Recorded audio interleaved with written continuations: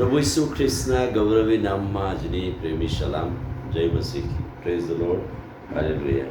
વધસ્તંભની આસપાસ, વધસ્તંભની આજુબાજુ જે પાત્રો આપણને જોવા મળે છે, જે જીવનો જોવા મળે છે, જે જીવનની અંદર પ્રભુએ કામ કર્યું અને એ જીવન વિશે આપણે જોતા આવ્યા છે. ગઈકાલે કેટલીક સ્ત્રીઓની વાત આપણે જોઈ અને એમાં ઈસુની માસી એટલે કે બધી જુદી જુદી સ્ત્રીઓમાંની એક સ્ત્રી એ તો સલોમી વિશે આપણે જોયેલું અને આજે એના દીકરા યોહાન વિશેની વાત આપણે જોવાના છે. ઈસુનો શિષ્ય યોહાન કે જેની વાત આપણે જોઈએ છીએ કે માથેની સુવાર્તા 4થો અધ્યાય અને તેના 18મા વચનથી આગળ આપણે જોઈએ છે કે ઈસુ જ્યારે સમુદ્ર કાંઠે ચાલતા હતા ત્યારે જે શિષ્યોને એણે પસંદ કર્યા એમાં ચોક્કસ પિત્તર અને એનો ભાઈ છે, પણ એ પ્રમાણે યોહાન અને એનો ભાઈ 21મું વચન. અને ત્યાંથી આગળ જતાં તેણે બીજા 2 ભાઈઓને એટલે જબ્દીના દીકરા યાકૂબને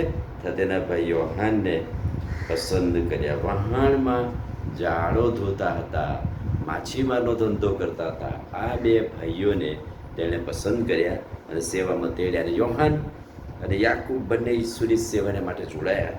પણ આ યોહાન એ હતો કે જે છેક વધસ્તંભ સુધી પ્રભુની સાથે રહ્યા છે. અને અહીંયા પ્રભુનું વચન જણાવે છે કે જ્યારે વધસ્તંભ આગળ યોહાનની સુવાર્તા 19મો અધ્યાય અને 26મું વચન, જ્યારે પ્રભુ પોતાનો પ્રાણ છોડે, બલિદાન આપે, પહેલાં જે 7 વાણીઓ છે એમાંની એક વાણી, ભાઈ જો તારો દીકરો, અને યોહાને કહ્યું જો તારી માં. તે જ ઘડીએ યોહાન તેની માને એટલે કે ઈસુની માને પોતાની પાસે લઈ ગયા. આ મોટી અદ્ભુત સેવા યોહાને કરી અને જે શિષ્ય પર ઈસુ પ્રેમ રાખતા હતા એવી વાત વારંવાર. શિષ્ય પોતે યોહાનની સુવાર્તા લખે છે ત્યારે કોઈ જગ્યાએ પોતાનું નામ લખતા નથી, પણ એવું લખે છે કે જે શિષ્ય પર ઈસુ પ્રેમ કરતા હતા તે શિષ્ય, અને એ તો ઈસુની માસીનો દીકરો એમ કહેવાય છે. તે ઈસુની છાતીને ઢેલીને બેસતો હતો, એટલે કે પ્રભુની જોડે જ અડોઅડ બેસે અને પ્રભુને કદી છોડે નહીં, પ્રભુની સાથે જ રહે.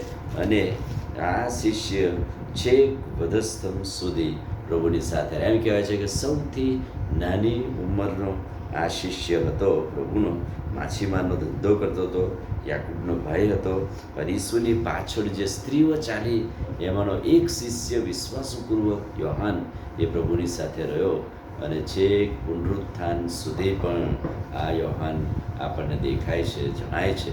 એ માટે આપણે પ્રભુનો આભાર માનીએ છીએ. યોહાનની સુવાર્તામાં વારંવાર એના વિશે વાતા લખવામાં આવી. પ્રભુનો આભાર માનતા પ્રભુના નામને ધન્યવાદ આપીએ છીએ કે કેટલાક શિષ્ય પણ પ્રભુની પાછળ પ્રભુની સાથે ફર્યા. એમાંનો સંત યોહાન છે. સંત યોહાન વિશેની ઘણી બધી વાતો કહી શકાય, કરી શકાય, પણ એમ કહેવાય છે કે જ્યારે તેડ્યા ત્યારથી વધસ્તંભ સુધી વિશ્વાસુ રહ્યા, પ્રભુની પાછળ ચાલ્યા. અને જ્યારે પ્રભુએ મોટી જવાબદારી આપી કે જો તારી માં એટલે કે મારી માં મરિયમની જવાબદારી હું તને સોંપું છું, યોહાને એ જવાબદારી અદા કરી. આમીન પ્રાર્થના કરી. બરાબર પ્રભુ આજે સવારે વિશ્વાસુ યોહાનની વાત અમે શીખીએ છીએ ત્યારે